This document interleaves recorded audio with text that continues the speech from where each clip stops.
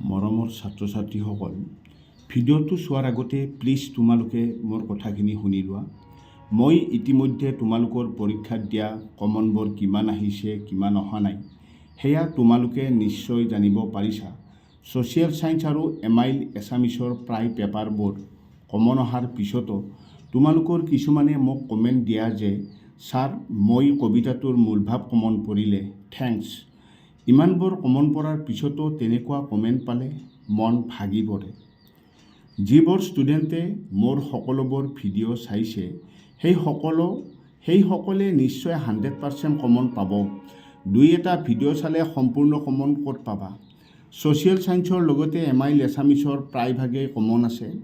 কবিতাৰ মূলভাৱ, ৰচনা দুখন, বৈচিত্ৰ্যময় অসমৰ 3টা প্ৰশ্নৰ পৰা 10 মাৰ্ক আহিছিলে, 3টা চাব দিছিলোঁ মই। পৰীক্ষাৰ আগদিনা মই এখন আবেদন দিছিলোঁ, আবেদনখন কমন আছিলে। তাৰোপৰি চেপ্টাৰ ৱাইজত দিয়া কুৱেশ্যনবোৰো কমন পৰিছে। যদি তোমালোকৰ বিশ্বাস নহয় মোৰ নম্বৰটো নোট কৰা, মোৰ ফোন নম্বৰটো নোট কৰা, মোক হোৱাটছএপত যোগাযোগ কৰা। তোমালোকে ভিডিঅ'বোৰৰ লিংকবোৰ দি দিম, তোমালোকক ভিডিঅ'বোৰৰ লিংকবোৰ দি দিম, চাই ল'বা কমন পৰিছে নে নাই।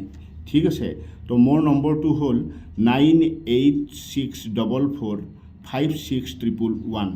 ঠিক আছে।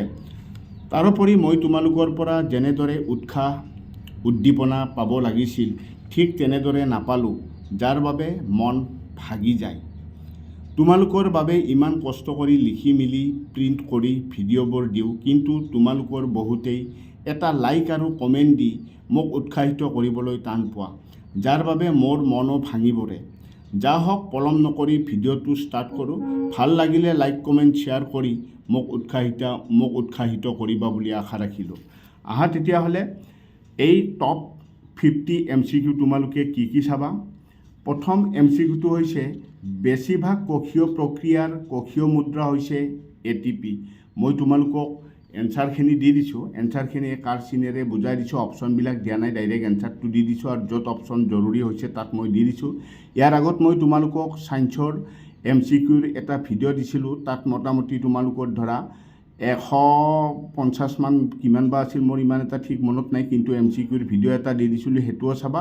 আৰু এই 50টা তোমালোকে ভালদৰে চাবা, তোমালোকৰ নিশ্চয় MCQ প্ৰায়খিনিয়ে কমন পৰিব। তাৰোপৰি ছায়েন্সৰ আকৌ এটা ভিডিঅ' দিয়া আছে, সেই ভিডিঅ'টো চাবা। 2 আৰু 3 মাৰ্কছৰ কুৱেশ্যনবিলাক সকলো কমন পাবা। ঠিক আছে। বিদ্যুৎ আধানৰ SI একক হ'ল কুলম্ব। বিদ্যুৎ আধানৰ SI একক হ'ল কুলম্ব। দুটা নিউৰনৰ মাজৰ ফাকটোক কোৱা হয় চাইনপছ। কোষ বিভাজন কৰা উদ্ভিদ হৰম'নবিধ হ'ল চাইটোকাইনিন। ইংলিছ এছামিছ দুয়োটা মিডিয়ামতে দিয়া আছে, তোমালোকে চাই ল'বা। মানুহৰ মস্তিষ্কৰ আটাইতকৈ ডাঙৰ অংশটো হ'ল চেৰিব্ৰাম। ঠিক আছে, তো এইকেইটা তোমালোকে 5টা হ'ল। নেক্সট নাম্বাৰ 6টো চোৱা। পৰাগধানীত পোৱা যায় পৰাগৰেণু। চেকনি কাৰ্যৰ লগত জড়িত বৃক্কৰ একক বোলে নেফ্ৰন। মানুহৰ চকুৱে বস্তু এটাৰ প্ৰতিবিম্ব গঠন কৰাৰ স্থান অক্ষিপট। জিপছামক কিমান উষ্ণতাত উত্তপ্ত কৰিলে প্লাষ্টাৰ অফ পেৰিছ পোৱা যায়? 100 ডিগ্ৰী চেলছিয়াছ। স্পষ্ট দৃষ্টিৰ নিম্নতম দূৰত্ব হৈছে 25 চেণ্টিমিটাৰ। 4টা কাৰ্বনৰ যৌগ বিউটাননত থকা কাৰ্যকৰী মূলক হ'ল কিটন। আমাৰ লালটিত থকা উৎসেচকবিধ হ'ল এমাইলেজ। উদ্ভিদ বৃদ্ধিৰ লগত জড়িত সঞ্জীৱনী পদাৰ্থটো হ'ল অক্সিন। ঠিক আছে, এইকেইটা ভালদৰে চাবা। আকৌ নেক্সট পেজত কি আছে মই কৈ দিছোঁ। নেক্সট পেজত আহিল নাম্বাৰ 14। অগ্নাশয় গ্ৰন্থিয়ে নিঃসৰণ কৰা হৰম'নটো হ'ল ইনচুলিন।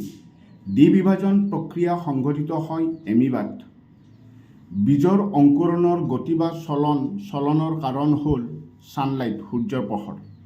তো তোমালোকক মই বেছি পলম নকৰোঁ, মই ভিডিঅ'টোত তোমাৰ নাম্বাৰকেইটা ধুনীয়াকৈ দেখাই গৈছোঁ। 50টা কি MCQ আছে তোমালোকে এবাৰ চাই লোৱা খালি। ঠিক আছে, তেতিয়া অলপ জলদি হৈ যাব। ঠিক আছে, এই MCQ কেইটাও ভালদৰে চাবা, আগৰ MCQখিনিও তোমালোকে ভালদৰে চাবা। ঠিক আছে, নেক্সট নাম্বাৰটো চোৱা। নাম্বাৰ 19টো চোৱা। সৰ্পিল শেলাইৰ প্ৰজনন প্ৰক্ৰিয়াটো হ'ল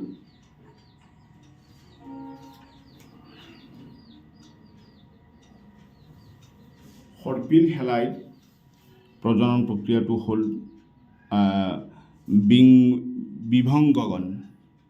বিভংগগণ। প্ৰপেনৰ অণু এটাত 10টা সহযোগী বান্ধনি থাকে। এইখিনি চাই লোৱা।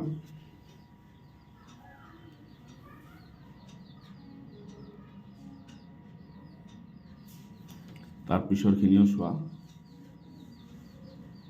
মই লাহে লাহে ধুনীয়াকৈ দেখাই গৈছোঁ, তোমালোকে খালি চাই লোৱা।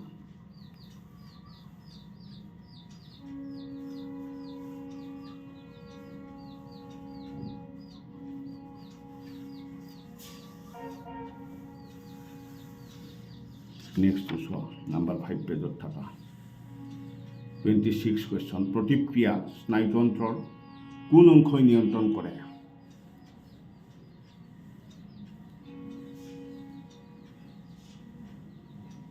এইখিনি ভালদৰে চাবা, খুব ইম্পৰ্টেণ্ট হয়, ঠিক আছে।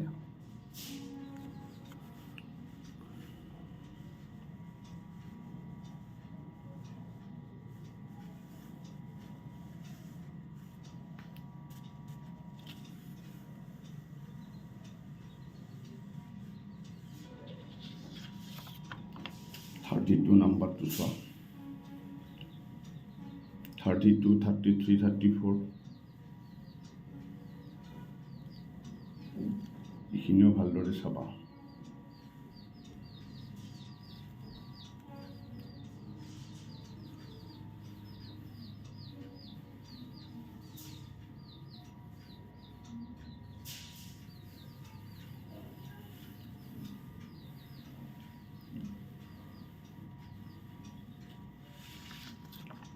নেক্সট 38 নাম্বাৰটো চোৱা। 39, 40, 41, 42, 43, 44,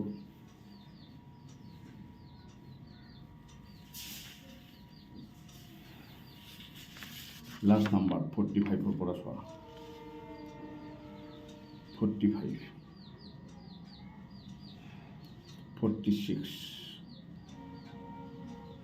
47, 48, 49,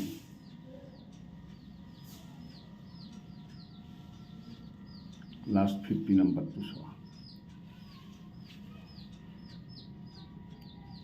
তো এইখিনি আছিল আজি আমাৰ এই 50টা মোষ্ট ইম্পৰ্টেণ্ট MCQ। তো মই ভাবোঁ তোমালোকে এই MCQখিনি ভালদৰে চাবা, আগৰখিনিও ভালদৰে চাবা। তেতিয়া চাবা সংখ্যাটো তোমালোকে বহুত কমন পাবা, ঠিক আছে। তেতিয়াহ'লে আজিলৈ ইমানতে সামৰণি মাৰিলোঁ। ধন্যবাদ।